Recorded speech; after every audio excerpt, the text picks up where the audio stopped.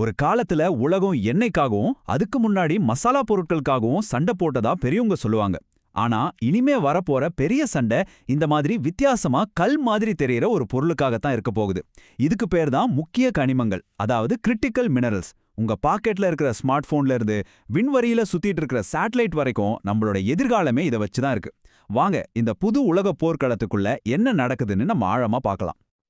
இந்த மேற்கோள் இப்ப நாம இருக்கிற நிலைமைய அப்படியே படம் பிடிச்சு காட்டுது. இந்த கிரிட்டிக்கல் மினரல்ஸ் தான் இப்போ இருக்கிற இனிமே வரப்போற எல்லா டெக்னாலஜிக்குமே ஆதாரம். கொஞ்சம் யோசிச்சு பாருங்களேன். இது இல்லாம ஆர்டிஃபிஷியல் இன்டெலிஜென்ஸ் கிடையாது, அட்வான்ஸ்ட் விமானங்கள் கிடையாது, ஏன் நம்ம டிஜிட்டல் உலகத்தையே இயக்குற அந்த பவர்ஃபுல் சிப்ஸ் கூட கிடையாது. அதனால ஒவ்வொரு நாடும் டெக்னாலஜில யார் பெரியாள்னு போட்டி போடும்போது இந்த கனிமங்களை கட்டுப்பாட்டுல வச்சுக்கிறது தான் அவங்களோட முதல் வேலையா இருக்கு. சரி, இப்போ இந்த போட்டியோட மையத்துக்கு வருவோம். நாம இப்போ பார்க்கறது அமெரிக்காவுக்கும் சீனாவுக்கும் நடுவுல நடக்கிற ஒரு பெரிய டெக்னாலஜி பனிப்போர். இந்த டெக்னாலஜி போரோட சென்டர்ல என்ன இருக்குன்னு நினைக்கிறீங்க? ஆமா, அதே கனிமங்கள் தான். இந்த 21ஆம் நூற்றாண்ட யார் ஆள போறாங்கன்னு தீர்மானிக்கிற ஒரு முக்கியமான சாவியா இது மாறி இருக்கு. நீங்களே பாருங்க, இந்த விஷயத்துல சீனா தான் பெரிய player. Artificial intelligence, semiconductors, advanced manufacturing, இது எல்லாத்துக்கும் தேவையான மூலப்பொருட்கள்ல அவங்க கண்ட்ரோல் பயங்கரமா இருக்கு.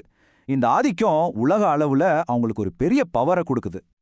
இங்கதான் மேட்டர் பதிலுக்கு பதில் மாதிரி மாறுது. அமெரிக்கா என்ன பண்ணுது? உங்களுக்கு எங்க அட்வான்ஸ்டு என்விடியா சிப்ஸ் கிடையாதுன்னு சொல்லி சீனாவோட ஏற்றுமதியை பிளாக் பண்ணுது. அதுக்கு பதிலா சீனா என்ன பண்ணுது? அப்படியா, உங்களுக்கு எங்க கிட்ட இருந்து வர்ற ரொம்ப முக்கியமான ரேர் எர்த் மேக்னெட்ஸ் கிடையாதுன்னு சொல்லி அமெரிக்காவுக்கு ஏற்றுமதியை கட்டுப்படுத்துறாங்க. இது ஒரு பக்கா சப்ளை செயின் வார். சீனாவோட இந்த ஒரு 3 நாள ஏற்பட்ட பாதிப்பு சும்மா இல்ல. ஒரே ராத்திரியில அமெரிக்க கம்பெனிகளோட மார்க்கெட் வேல்யூல சுமார் $1.5 ட்ரில்லியன் நஷ்டம். யோசிச்சு பாருங்க. இது அமெரிக்காவோட வீக்னஸ மட்டும் காட்டல, சீனா கையில எவ்வளவு பெரிய பவர் இருக்குன்னு உலகத்துக்கே காட்டிடுச்சு. கரெக்டான நரம்பு பிடிச்சு அழுத்திட்டாங்க. சரி, இந்த மாதிரி ஒரு பெரிய அடியை வாங்கின பிறகு அமெரிக்கா சும்மா இருக்குமா? கண்டிப்பா இல்ல. அவங்க ஒரு புது பிளானோட வந்தாங்க. சீனா மேல இருக்கிற இந்த சார்பு நிலையை உடைக்கணும். அதுக்கு நம்ம நட்பு நாடுகள் எல்லாம் ஒன்னு சேர்த்து நமக்கான ஒரு பாதுகாப்பான டெக்னாலஜி மற்றும் கனிமங்களுக்கான சப்ளை செயினை உருவாக்கணும்னு முடிவு பண்ணாங்க. இந்த கூட்டணிக்கு அவங்க வெச்ச பேர் தான் பாக்ஸ் சிலிக்கா. பாக்ஸ் அப்படின்னா லத்தீன்ல அமைதி, சிலிக்காங்கிறது சிலிக்கான குறிக்குது. அதாவது நம்ம கம்ப்யூட்டர் சிப்ஸ் எல்லாத்துலயும் இருக்கிற முக்கியமான ஒரு பொருள். சோ இதோட நோக்கம் ரொம்ப சிம்பிள். சீனா கண்ட்ரோல் இல்லாம இந்த கூட்டணியில இருக்கிற நாடுகளுக்கு செமிகண்டக்டர்ஸ் மற்றும் கனிமங்கள் தங்கு தடையின்றி கிடைக்கணும். அதாவது சிலிக்கான் மூலமா ஒரு அமைதி.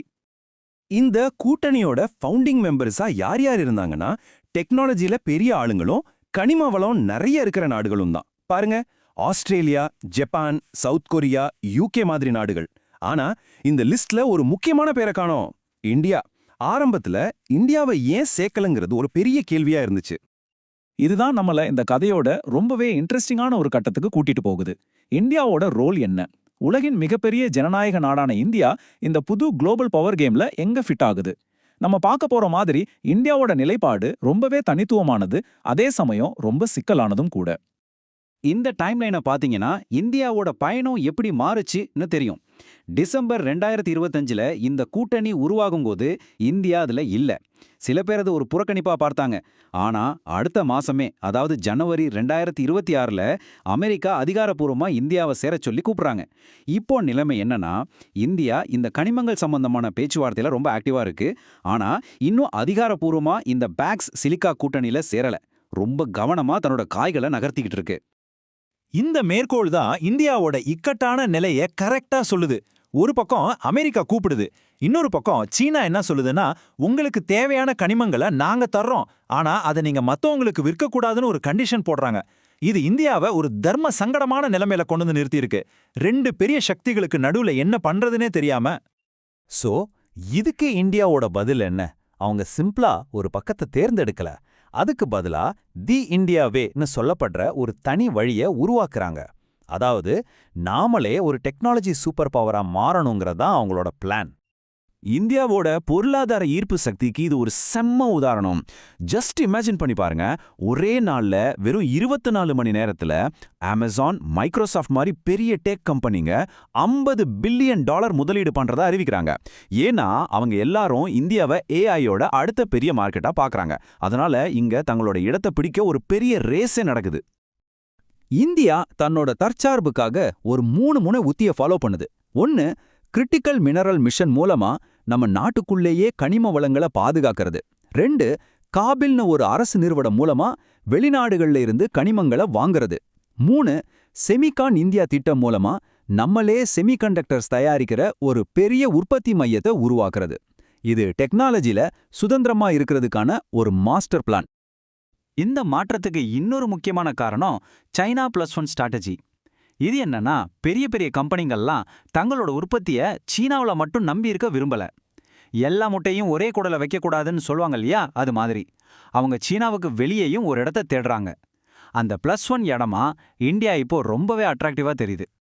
சரி, அமெரிக்காவுக்கும் மத்த மேற்கத்திய நாடுகளுக்கும் இந்தியா மேல ஏன் இவ்ளோ ஆர்வம்? இது வெறும் கனிமங்களுக்காக மட்டும் இல்ல. இந்தியா ஒரு மிகப்பெரிய வளர்ந்து வர்ற மார்க்கெட். இங்க திறமையான என்ஜினியர்ஸ், ஐடி ப்ரொஃபஷனல்ஸ் நிறைய பேர் இருக்காங்க. சீனாக்கு ஒரு ஜனநாயக மாற்றா இந்தியா தெரியுது. ஆப்பிள் மாதிரி கம்பெனிகள் கூட இங்க வரத பாக்குறோம். எல்லாத்துக்கும் மேல இந்தோ பசிபிக் பகுதியில இந்தியா ஒரு முக்கியமான ஸ்ட்ராட்டஜிக் பார்ட்னர். சோ இது எல்லாமே நம்மள ஒரு முக்கியமான கட்டத்துக்கு கொண்டு வருது. இந்தியாவோட அடுத்த மூவ் என்னவா இருக்குங்கிறது வெறும் அவங்களோட முடிவு மட்டும் இல்ல, அது உலக அளவில பெரிய தாக்கத்தை ஏற்படுத்த போகுது. டெக்னாலஜியோட எதிர்காலத்தையும் உலக அரசியலையும் இது மாத்தி எழுத போகுது. அப்போ கடைசியா நிக்கிற கேள்விதான், இந்தியா அமெரிக்கா தலைமையிலான கூட்டணியில சேருமா, இல்ல பணக்கான ஒரு 3வது வழியை உருவாக்குமா, இல்ல 2 பெரிய சக்திகளையும் பேலன்ஸ் பண்ண முயற்சி பண்ணுமா? பதில் எதுவா இருந்தாலும் சரி, அதுதான் அந்த புது உலகத்தோட ரூல்ஸ் எழுத போகுது.